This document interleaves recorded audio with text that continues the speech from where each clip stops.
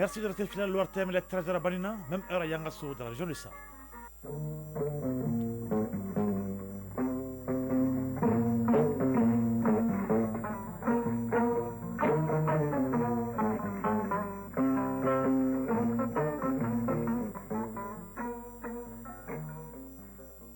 Le journal Isaac Thilou.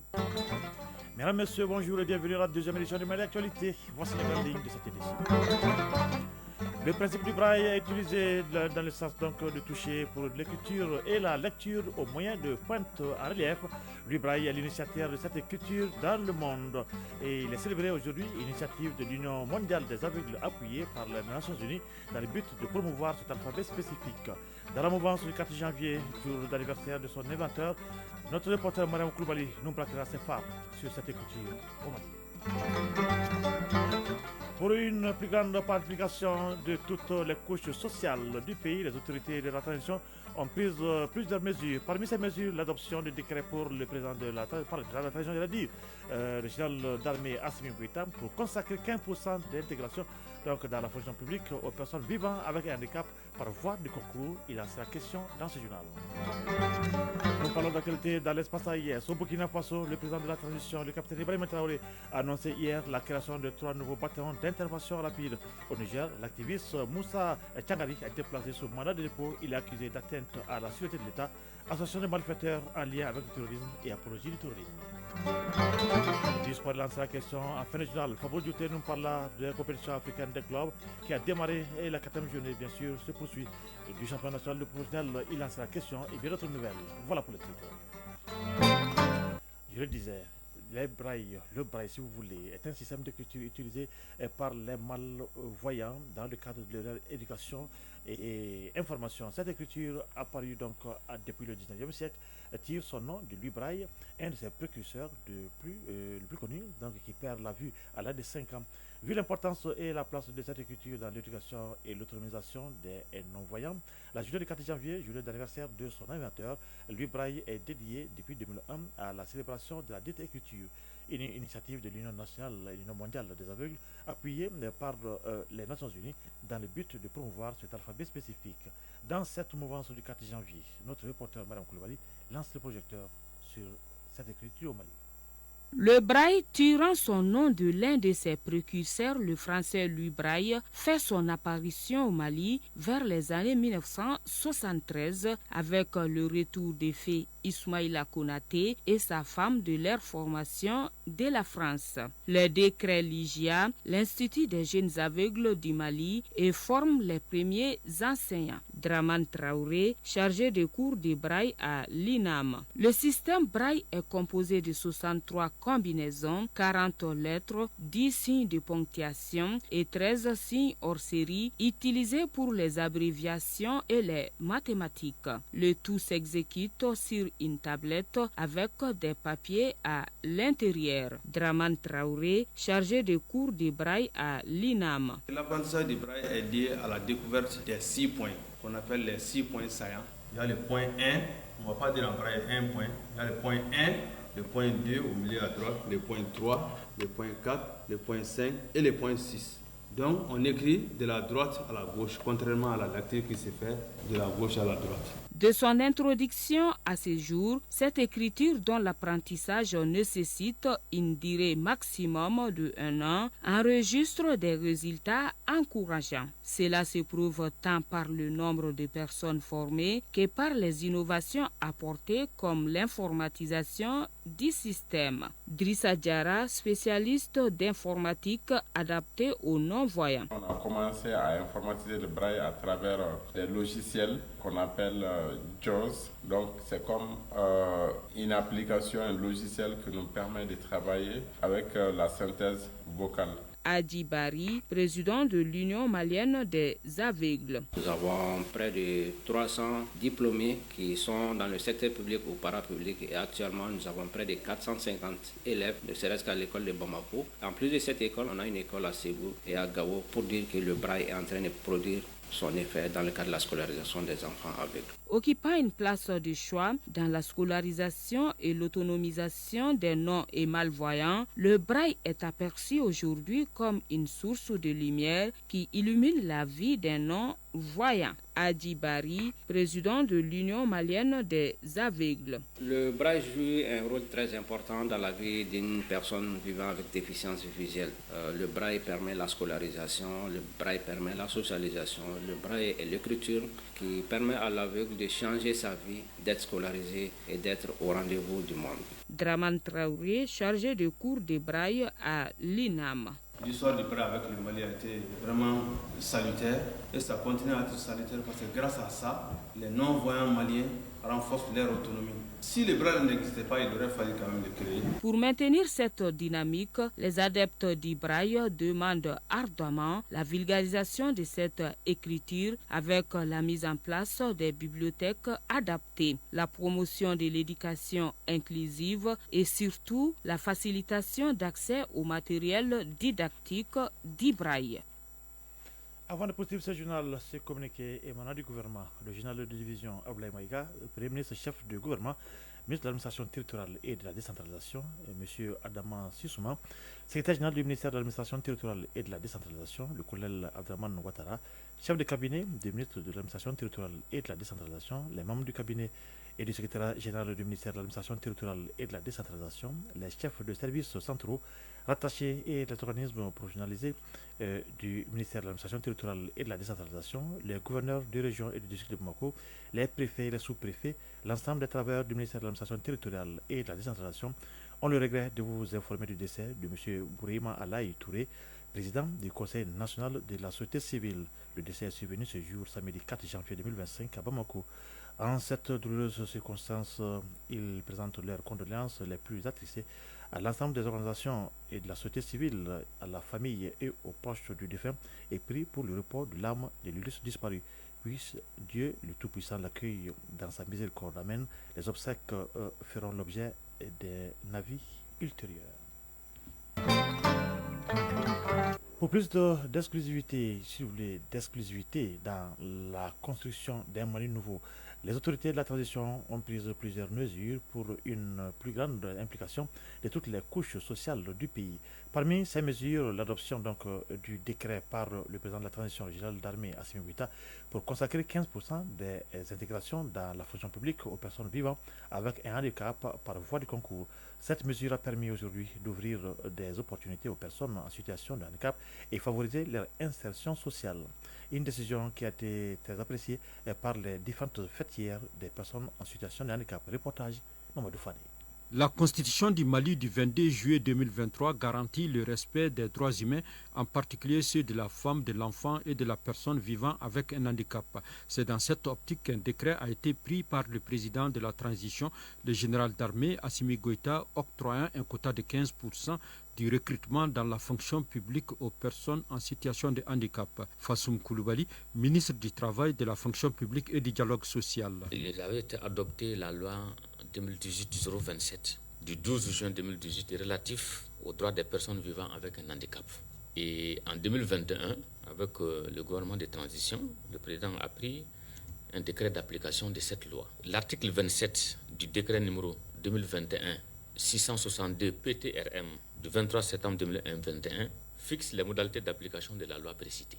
Et dans l'article 27 de ce décret, il est clairement dit que les personnes vivant avec un handicap font le concours d'entrée à la fonction publique.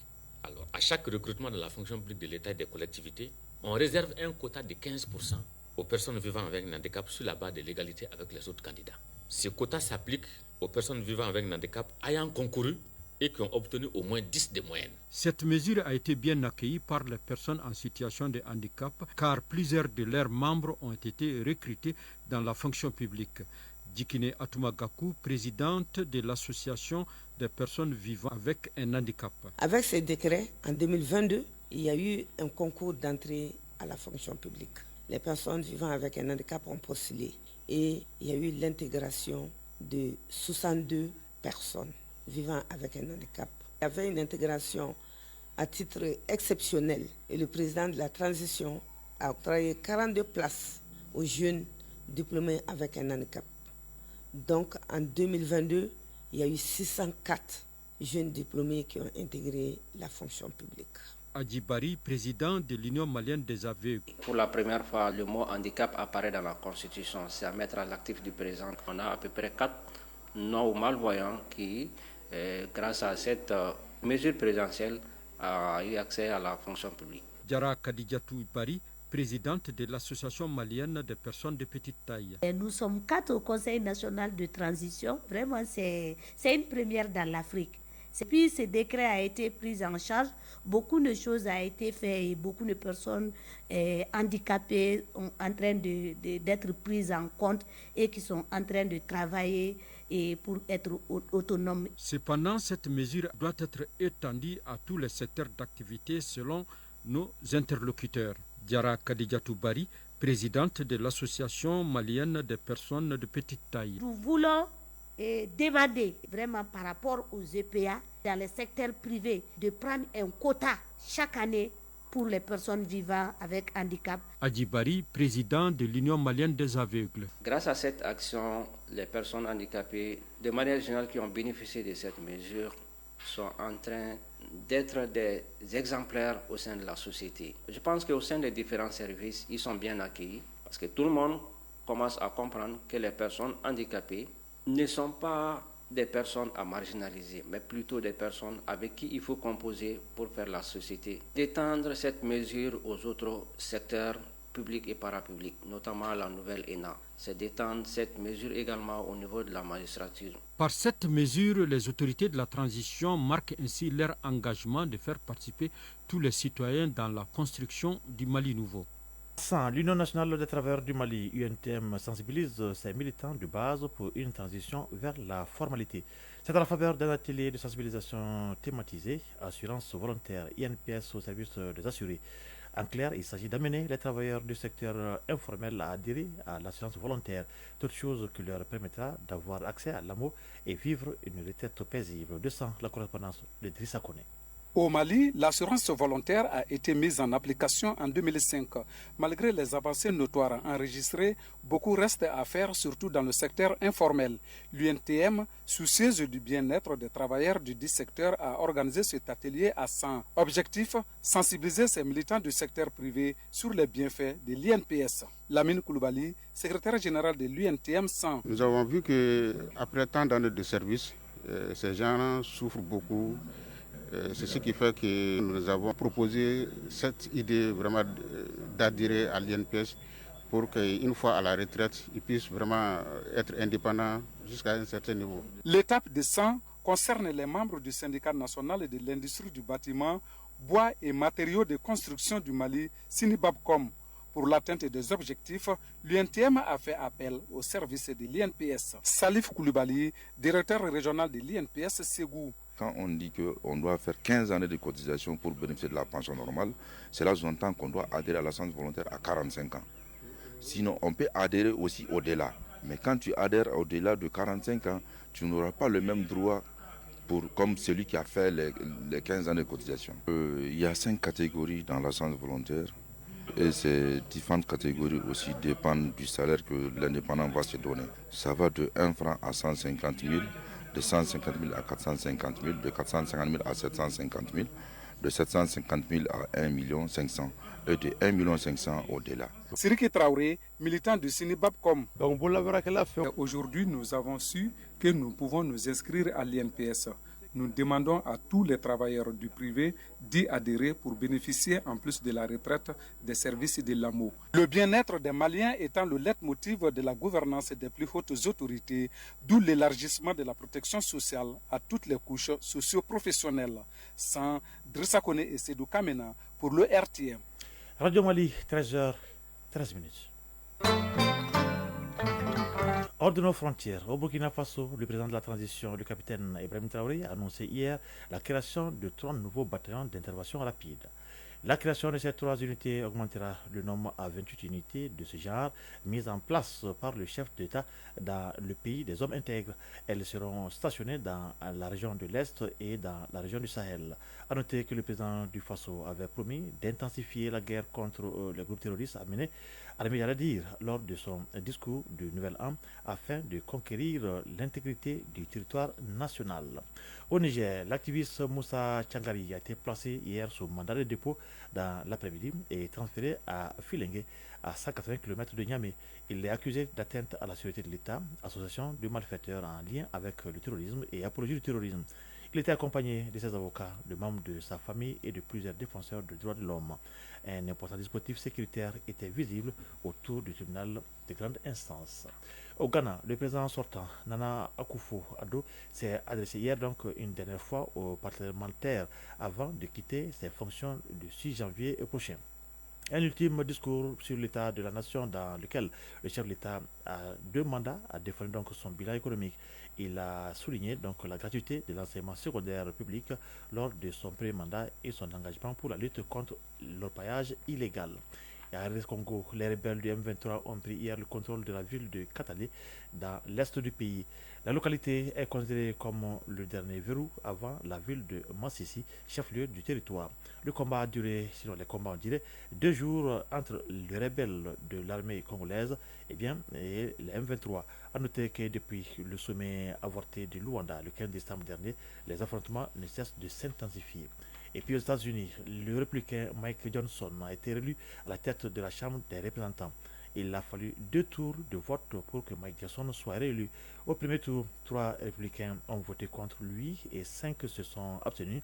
Or, à la Chambre des représentants, la majorité républicaine ne dispose que de 5 voix d'avance sur les démocrates. Le président Donald Trump a dû interrompre une de ses parties donc de golf pour appeler à voter pour Mike Johnson, sur lequel il compte bien appuyer, pour mener sa politique.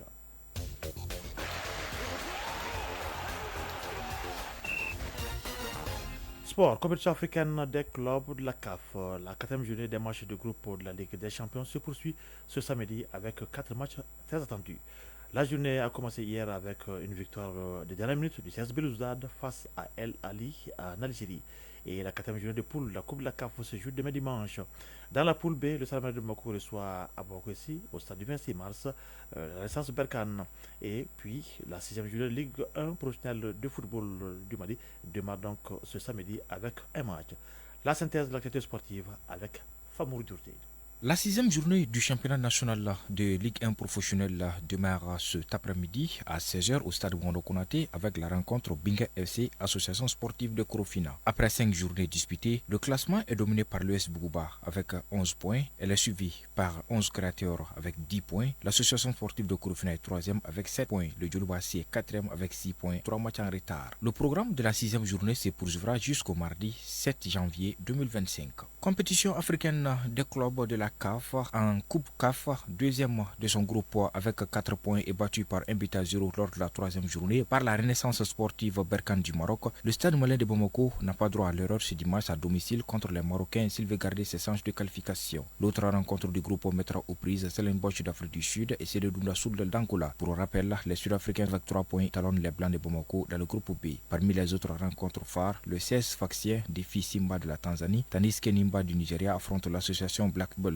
A noter également le derby égyptien entre Al-Masri et Zamalek du Caire, ainsi que l'affrontement très attendu entre l'ASEC Mimosa et l'USM Alger. CS Constantine joue contre Bravos Domakis. En Ligue des Champions, les batailles s'annoncent intenses dans les 4 groupes. Les équipes se préparent à des rencontres décisives qui pourraient façonner leur destin dans la compétition. Déjà, le CR Belouizdad d'Algérie et Al Ahly d'Égypte ont ouvert le bal ce vendredi. Après leur lourde défaite 6-1 lors du match aller, les Algériens ont relevé la tête en battant les Égyptiens par 1-0 au stade du 5 juillet. Ce succès permet au CR Belouizdad de rester dans la course à la qualification. Al Ahly lui reste à la première place malgré cette défaite. Ce samedi, les champions de Tanzanie Young Africans accueilleront le tout puissant Mazembe de la RDC dans une rencontre électrique à Dar es Salaam. Les deux équipes ont absolument besoin de points pour poursuivre leur aventure dans la campagne. Une bataille féroce attend le Raja Casablanca dans le groupe B face au Mamelodi Sundowns d'Afrique du Sud, tandis que les phares de Rabat et Maniama Union s'affronteront au Maroc avec l'ambition d'établir leur domination dans un groupe très disputé. Al Hilal Omdurman, leader du groupe A, défie le Mouloudia Club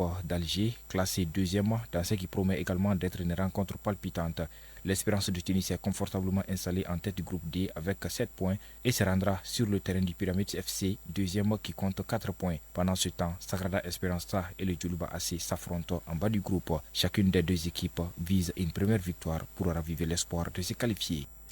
Révérence sur ce communiqué avant de boucler ce journal. Le journal de division Ablaye Maïga, Premier ministre, chef du gouvernement, ministre de l'administration territoriale et de la décentralisation, M. Adama Sissouma, secrétaire général du ministère de l'administration territoriale et de la décentralisation, le colonel Abdraman Ouattara, chef de cabinet du ministre de l'administration territoriale et de la décentralisation, les membres du cabinet et du secrétariat général du ministère de l'administration territoriale et de la décentralisation, les chefs de services centraux rattachés et des organismes personnalisés du ministère de l'administration territoriale et de la décentralisation, les gouverneurs de région et le district de Bamako, et les préfets et les sous-préfets, l'ensemble des travailleurs du ministère de l'administration territoriale et de la décentralisation ont le regret de vous informer du décès de M. Brima Alaï Touré, président du Conseil national de la société civile.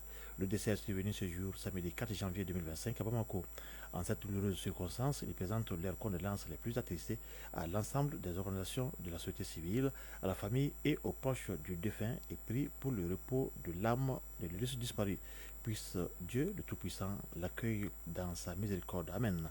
Les obsèques feront l'objet d'un avis ultérieur. Ainsi va la vie. Ce journal s'achève pendant qu'il est 13h passé de 21 minutes à Nonsombourg dans le secteur de Kolokani et à Badogo dans le secteur de Yanfolila. Un journal qui a été présenté par Isaac Cheno avec la communauté technique de Fouteni Sissoko et bien sûr Abse Traoré. Mise en ligne Badji Touré. Réalisation Daman Sanogo. Merci à Brahma Traoré pour la réussite de cette édition. Le prochain rendez-vous avec l'actualité sur nos antennes, c'est pour 19h30. D'ici là, le programme se poursuit. Tout à l'heure, les informations sur le temps. Pour ma part, je vous souhaite de passer un excellent moment en compagnie de Radio Mali. Au revoir.